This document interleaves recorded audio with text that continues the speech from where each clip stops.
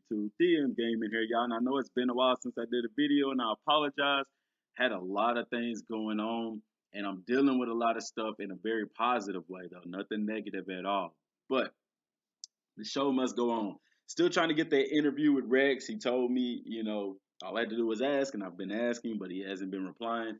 And I know that he's busy working on the next Madden game and getting ready for EA play and things like that. So I am being patient in that regard. Now, what I want to talk about today is the truth about Madden NFL Football and EA Sports.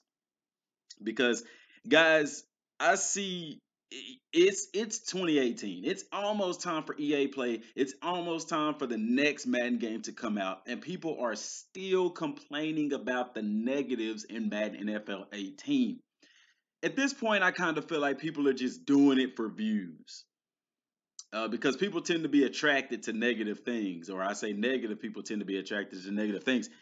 But here's what I want to say. I cannot stress this enough. And before I say this, I'm not taking up for EA Sports at all. I'm just simply shedding light on a real situation. I have a friend that works in the video gaming industry as a programmer. Guys, when Rex wants to put something in the game, there's certain avenues that he has to go through in order to get something in the game. And here's what people have to understand. So let me break it down for you. You have a guy like Rex that says, hey, I want to make Madden NFL football just like you see on television. With the presentation, the halftime show, everything, even down to the franchise mode, how the seasons are really ran, things of that nature.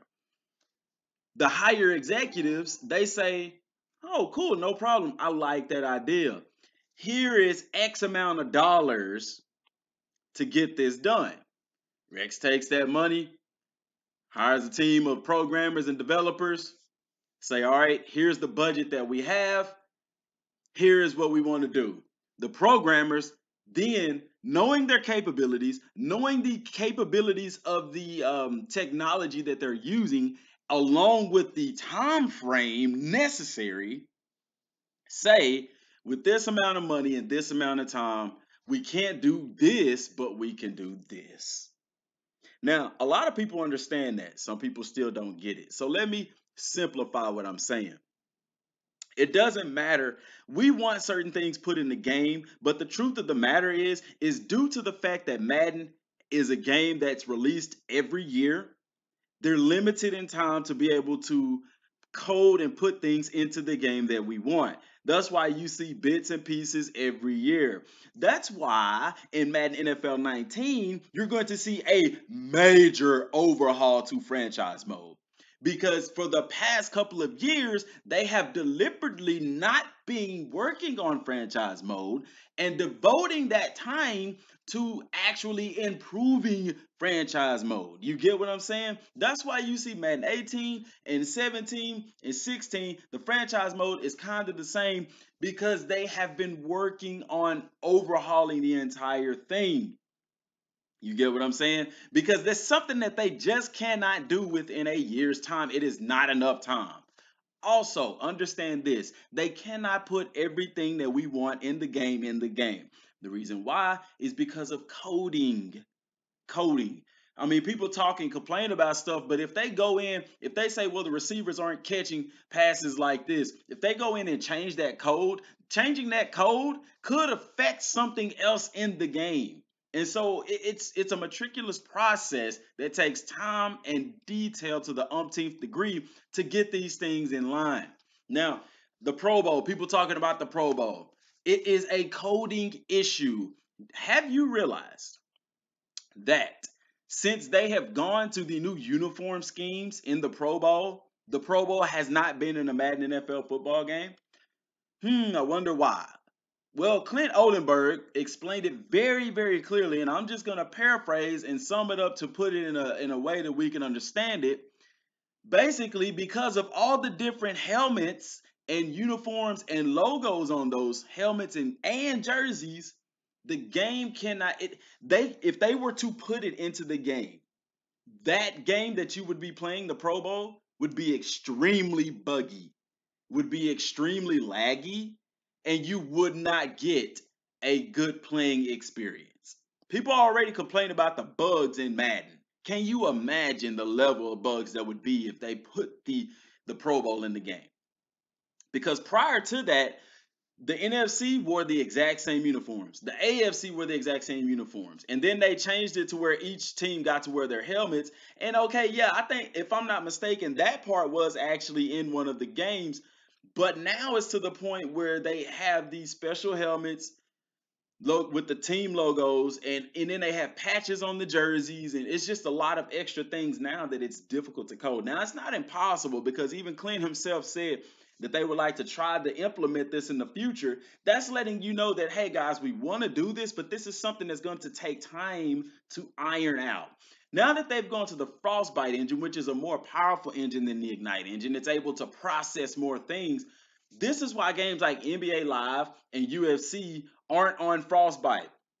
Because if you look at a UFC game, there's not a lot of people in the crowd. If you look at an NBA game, there's not a lot of people in the stands. So they don't need a big engine to be able to do big things with. However, you look at the games that have Frostbite, what? Madden and FIFA? FIFA, soccer, and football are played in two very similar stadiums. A lot of times they're played in the exact same stadium. So a bigger engine is needed to work on the crowd and things of that nature outside of the stadium views and things like that. So in the future, I expect for the Pro Bowl to be implemented into the game. But guys, this is just the truth of Madden NFL football. Because it is a game that comes out every single year, when one Madden is over with, they probably have a small break and then they're automatically already starting on the next Madden game. Time is very important. Look at Assassin's Creed Origins, how good it is compared to the previous Assassin's Creed, and when they were coming out with an Assassin's Creed every year. Same thing with Call of Duty. It's a new Call of Duty game every single year. And do you see major improvements to the game? No. Why? Because it comes out every single year. So we have to know these things, y'all. We have to understand these things. And when you understand these things, you will develop what they call patience. Now, does that mean that we don't voice our concerns, we don't voice our problems with the game? No, the developers welcome this. That's why they're on Twitter, so that we can voice these concerns and they can listen to us and change what they're able to change. Now, some stuff that we want different in the game, they take that as an idea to use in next year's model. So don't flip a wig if something you want in the game isn't in the game. Like, people want mouthpieces. There's a lot of people want mouthpieces in the game. By coding, it is an issue to put a mouthpiece in the game, and because you're never really seeing the mouth of the player anyway, that's not a major concern for them. But like I said, y'all, this is the truth about it. And really expect Madden 19 to blow us away. Dynamic weather, a rehauled franchise mode, and catering to that gameplay improvement, something to build on. So that's all I got for right now, y'all. I hope y'all enjoyed the video, man. Just trying to shed some light on the situation. If you're gonna tweet at this point about Madden, please don't tweet nothing negative. Don't tweet about how bad the game is. We already know that. Rather, tweet about what you think can be added to the game and future games that would make the community happy. That's all I got for right now. Till next time, thanks for watching, and God bless.